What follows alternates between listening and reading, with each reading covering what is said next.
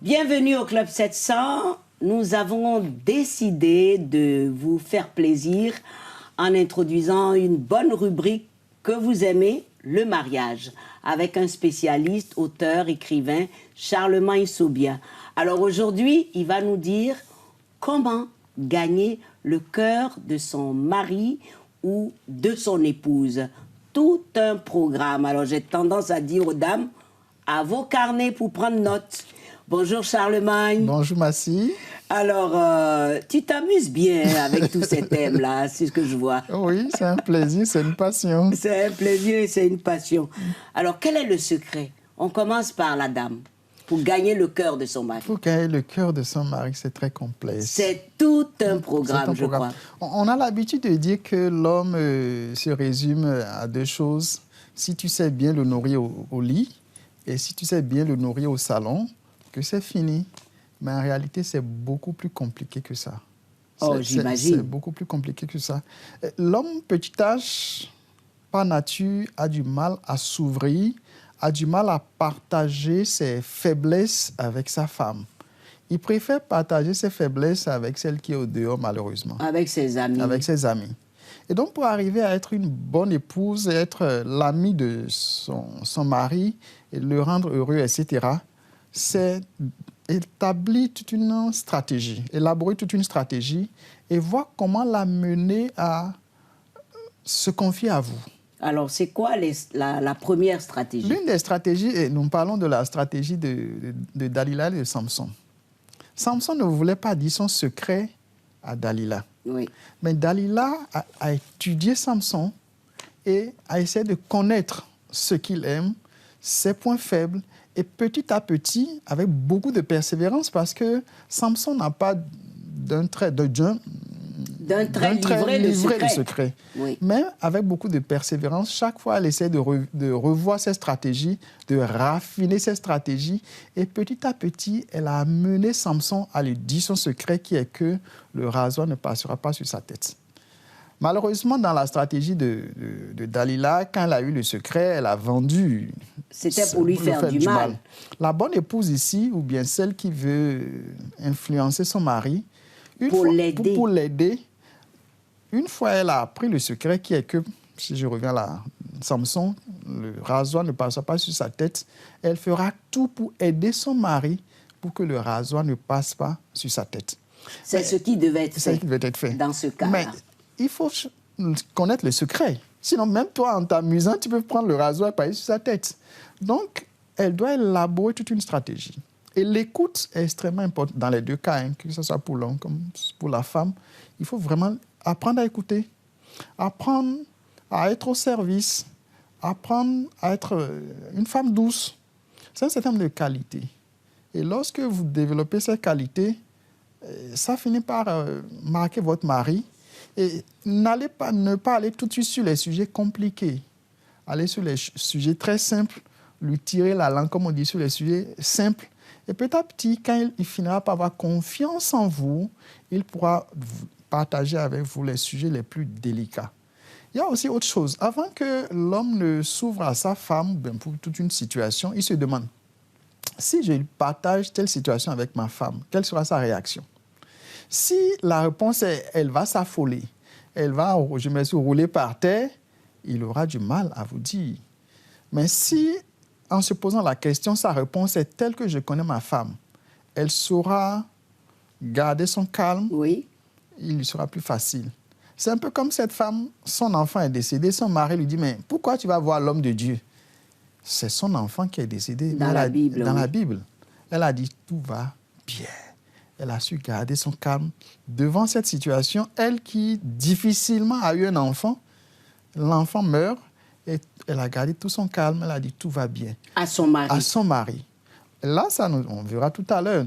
C'est que le mari aussi n'est pas à la hauteur pour qu'elle puisse partager, elle, à son tour aussi, ses secrets avec son mari.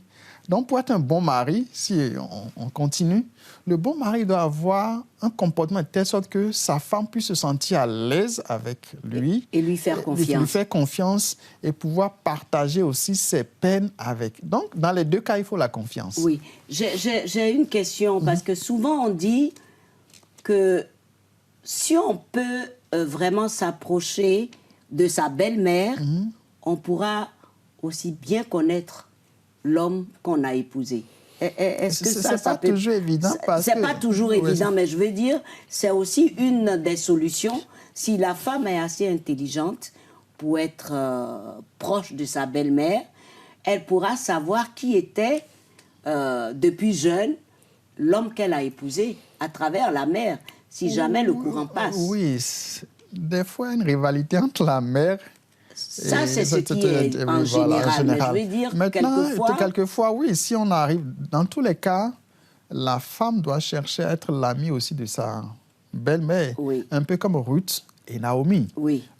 Donc, lorsque vous avez une telle complicité entre votre belle-mère, elle arrive à vous donner de bons conseils, comme Naomi le fait avec Ruth. Oui. Donc, ne pas voir sa belle-mère comme une rivale.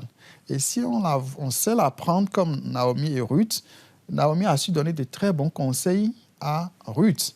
Donc, en développant effectivement de bonnes relations avec votre belle-mère, sa belle-mère, ou les sœurs aussi de votre mari, elles pourront vous dire les points faibles ou bien les points forts, le langage d'amour de votre mari. Voilà. Mais de manière générale, il faut savoir observer. Il faut vraiment savoir observer et comprendre que les hommes ne sont pas tous les mêmes. Très bien. Ne pas avoir des préjugés et réfléchir, étudier et ne pas avoir peur d'échouer aussi. Parce que dans les stratégies, vous pouvez échouer, comme si on revient à Dalila, vous pouvez échouer, mais c'est persévérer, essayer de voir ce qui a amélioré et chercher tout le temps à s'améliorer. Et ça, c'est valable pour les deux. Le mari, tout à fait, on a très peu de temps, mais le mari aussi doit... Tout à fait. Le mari aussi doit chercher à connaître sa femme et non généraliser. Et dire oh, les femmes sont comme ça. Non, chaque femme est particulière. Il doit apprendre à aimer les caprices de sa femme. Oh! Oui.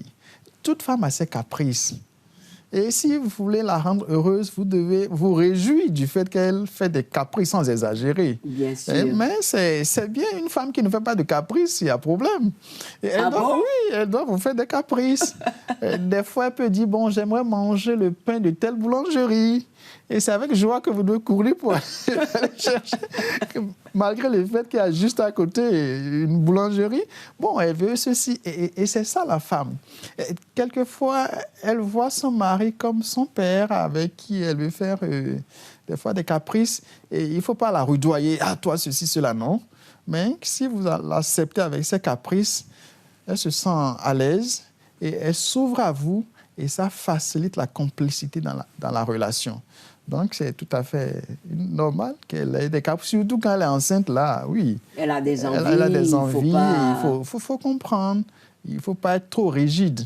Il faut être souple quand il faut être souple. Je ne dis pas qu'il faut tout accepter, mais il y a des choses, des fois, il faut être souple. Il y a des petits chichis.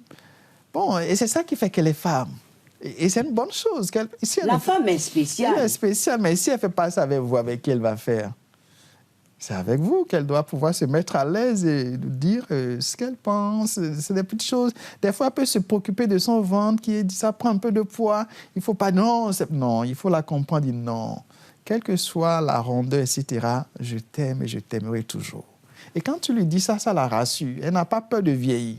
Donc, il faut savoir la prendre et lui dire les mots, l'encourager. Tu es toujours belle. C'est vrai, peut-être que tu n'as plus 18 ans. Mais de l'autre côté, tu as plus de sagesse. Et ça fait que je suis plus à l'aise avec toi que quand tu avais 18 ans. Ça la rassure. Et puis c'est sincère.